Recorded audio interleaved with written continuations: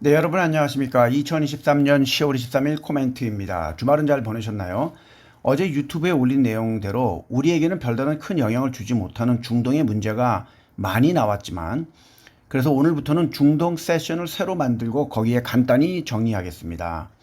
명확한 답이 없는 중동의 문제로 인하여 지난 금요일에 다우, S&P, 나스닥은 각각 0.86%, 1.26%, 1.53%씩 하락을 했습니다.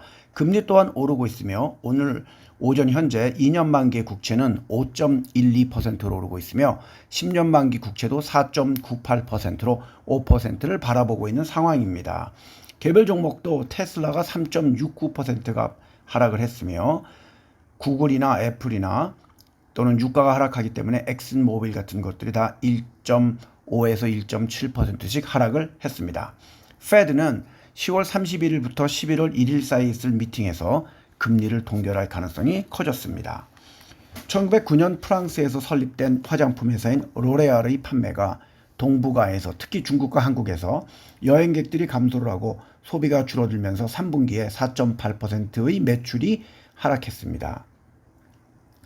다음 달 영국에서 개최하는 AI에 관한 회담에서 영국의 수상은 AI가 사람들에게 치명적인 피해를 줄 수 있다고 이야기를 할 예정이며 전 세계적으로 AI에 대한 공통적인 접근법을 만들려고 합니다.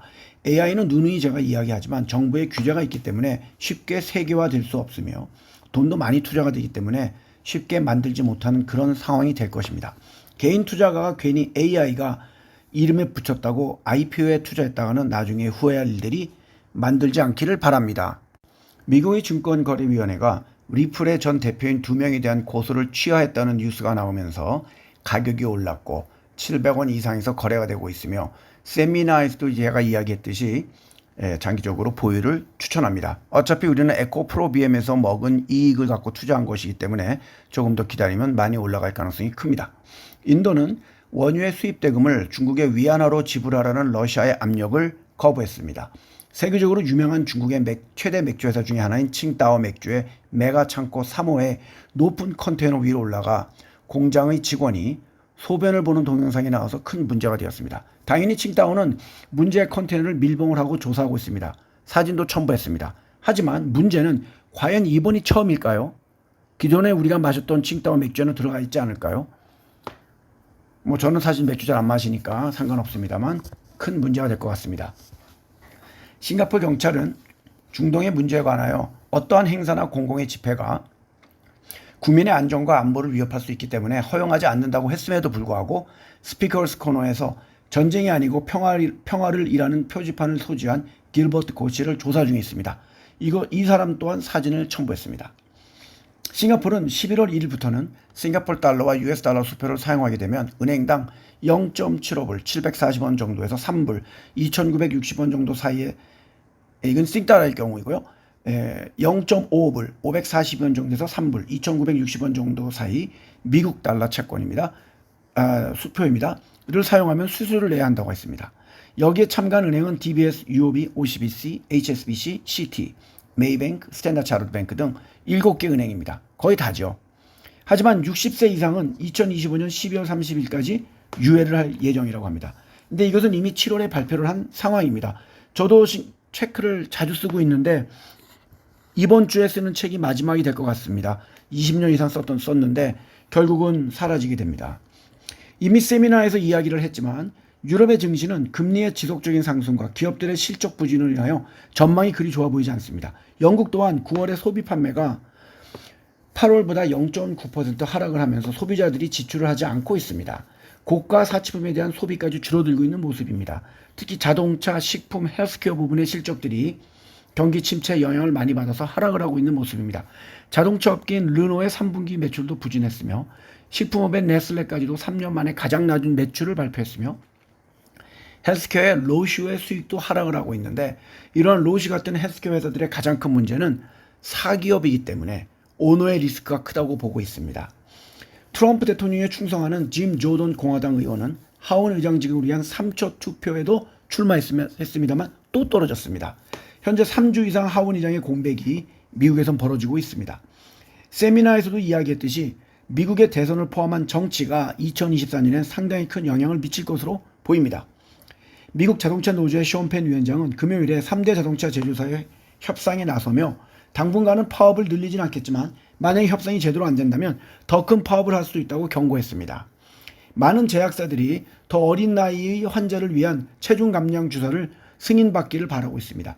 일라이 릴리는 6세 이상의 비만 환자를 대상으로 자사의 당뇨병 치료제인 마운제로를 테스트한다고 했으며 노보 노디스크 또한 오젬픽이나 위고비보다는 조금 더 오래된 그리고 덜 강력한 비만 치료제인 삭센다를 6세의 아이들을 대상으로 실험한다고 발표했습니다.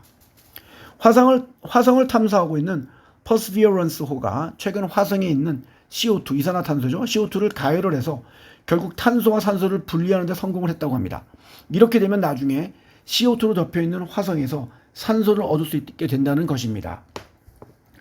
1973년 데뷔를 해서 50년간 홍콩 영화를 대표하는 배우로 활약을 했던 주윤발이 14년 만에 부산국제영화제에 등장을 해서 수상을 했으며 그의 인터뷰 중에 나온 한국 영화계의 주제 선정의 자유로움이 중국의 애국심에 불타는 영화 팬들을 화나게 해서 중국에서 큰 비난을 받았습니다.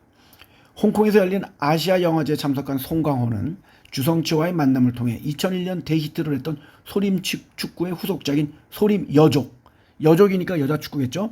소림 여족에 출연을 하기로 했다고 합니다.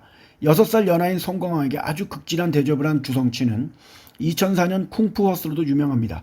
이 둘의 관계는 2001년 송강호 주연의 반칙왕이라는 영화가 홍콩에서 개봉할 때 주성치가 송강호의 목소리를 더빙한 것이 계기였습니다.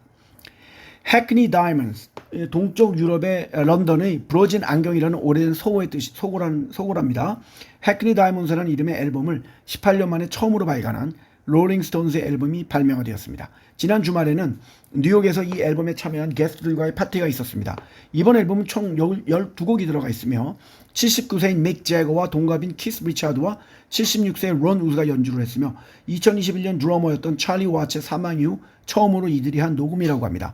스티비 원더, 폴 맥카트니, 엘튼 존, 레이디 가가 등이 함께 부른 노래도 들어가 있습니다.